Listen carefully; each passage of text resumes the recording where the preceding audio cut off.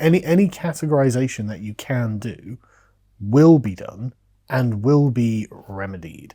And so this is why, like, people are like, well, I'll just wait for intersectionality to burn itself out. There is no burning itself out. This is the liberal state forever.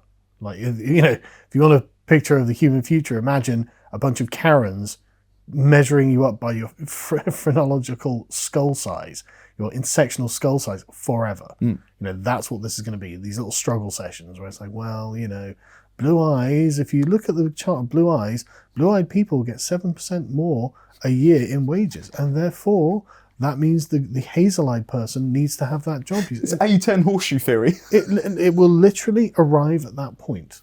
Well, this is why, and again, God bless Dr. Peterson, fantastic influence on the culture. But he did a great blog post breaking down the maths of intersectionality as a form of refuting it. And he said, okay, if you fractionate across all of these identity characteristics, height, weight, eye colour, hair colour, etc., then you get down to something like 1 in a billion. So that's as close to the individual as you're ever going to get as a metric. So intersectionality just ends up at individuality. Isn't it refuting itself? And it's like, no. That's what it wants. Exactly. That's the direction. It's instrumental. Yes, it is aiming at Marxism, but Marx believed in the total freedom of the individual to hunt in the morning, fish in the afternoon, criticise in the evening. Yeah, but he wants the state of nature. Like all of the communists, they all agree with the liberal presupposition that the thing about the communists, and you see it in Marx, like the Communist Manifesto is a great example. It's vengeful because the liberals promised something they didn't deliver. That's why it's angry. That's why it comes out the way it does. And that's why it does what it does.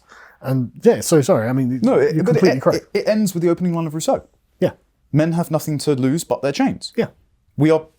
Men are born free and everywhere there are in chains. He's basically a plagiarist. And this is why liberalism can adopt intersectionality with its own logic, because the Marxists and the liberals are promising the same thing. They just disagree on the means and speed at which to travel. It's not even that. It's that the liberals are being fundamentally dishonest, right?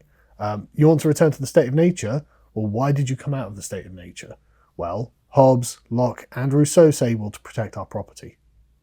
Sorry, you expect to have what? In the state of nature? You don't have property in the state of nature. This is why Rousseau's account of the state of nature, Hobbes's is the most real, I think, as in it would be terrible. But Rousseau has a fairly, apart from the shine they put on it, Hobbes and Rousseau have got a pretty accurate view, as in you don't own anything. You know, there is no lock, there is no key, there is no property. You go around picking stuff up, and Rousseau thinks that'd be lovely and beautiful, and you'd be happy, and oh look, you just pick an apple off a tree and you get acorns off the ground. And Hobbes is like, you'd be starving and hungry and angry. It's like, yeah, okay, but you both agree you have nothing. Whereas John Locke's like, well, we just sit there with our property and then we sacrifice a portion of our rights to go into the civil society in order to protect our property. It's like, yeah, exactly. No, you're exactly right.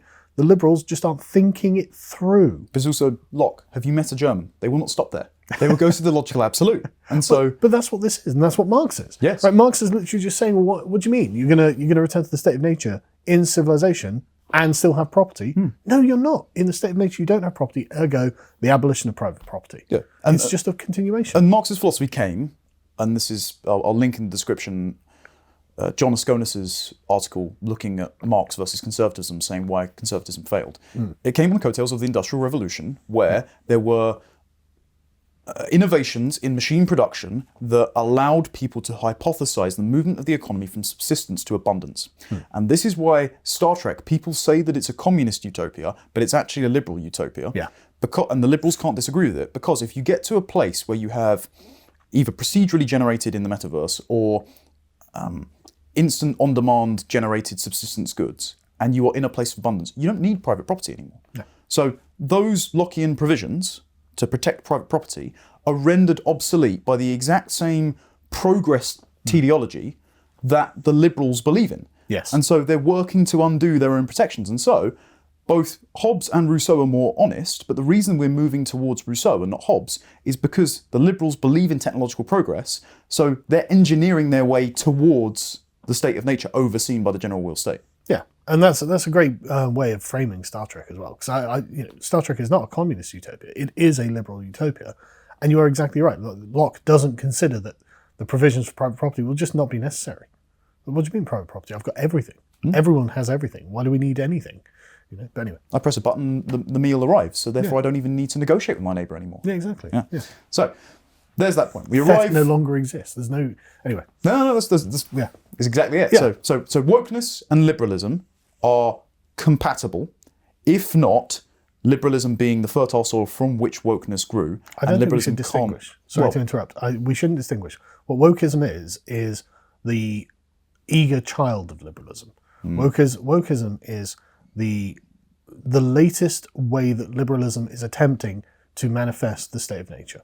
That's what it is. So we shouldn't be distinguishing between the two, because that implies that one could go and the other could stay. No, wokeness is a sort of technological.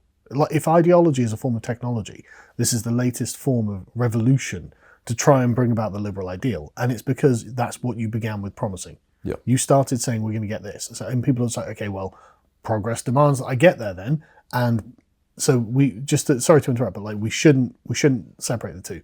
It's a continuum. Yeah. It's a long continuum. Wokeness is the inevitable instrument by which liberalism fulfills its promises. Yes. Right. Perfect. So to go on to the reasons for that then, let's look at Chambers talking about freedom, equality and justice, because those are the three pillars that a lot of her philosophy rests on. So she says, and she criticises political liberals with the charge of hypocrisy. And I told you. she's very strong here. She's right. Yeah.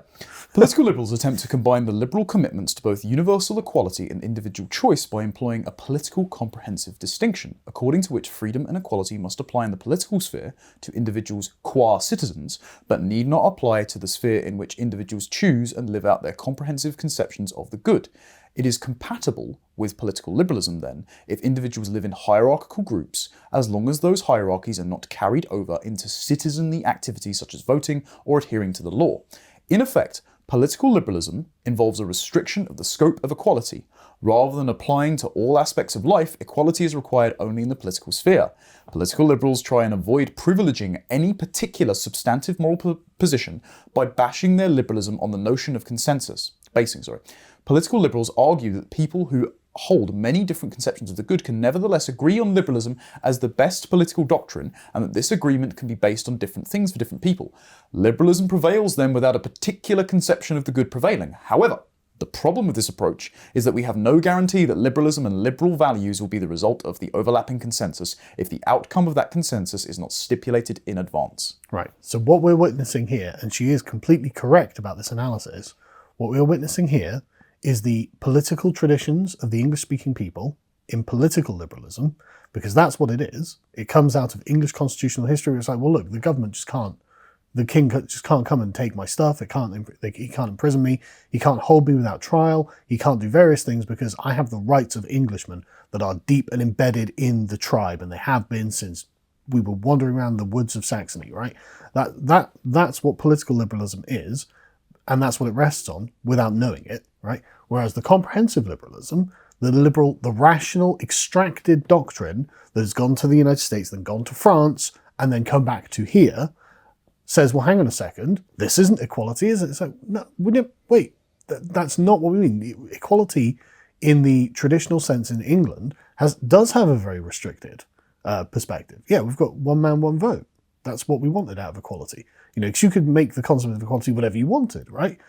But that's what the English-speaking people want out of the concept of equality. I just don't want the government to have arbitrary rights over me. Okay, great. And that's political equality. That's political liberalism. That's where it stops. And so this is literally the ideology coming back to the tradition and saying, you're not doing what you said you were going to do. It's like, no, actually, this is doing exactly what it said it was going to do. It just isn't something that's disconnected from reality.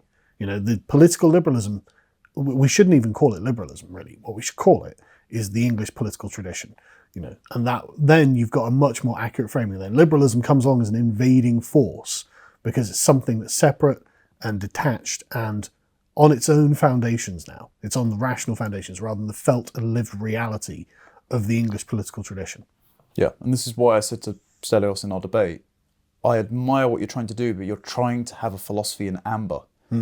And you can't keep it in a form of stasis when it's up for negotiation in the public sphere. Because the whole point about political liberalism is it's trying to mediate and arbitrate those cultural conflicts in a presumably neutral space. And so if they're going to have different definitions of equality and try and use your own values against you, you can't just stand on that principle. It will be eroded over time. To watch the full video, please become a premium member at lotuseaters.com.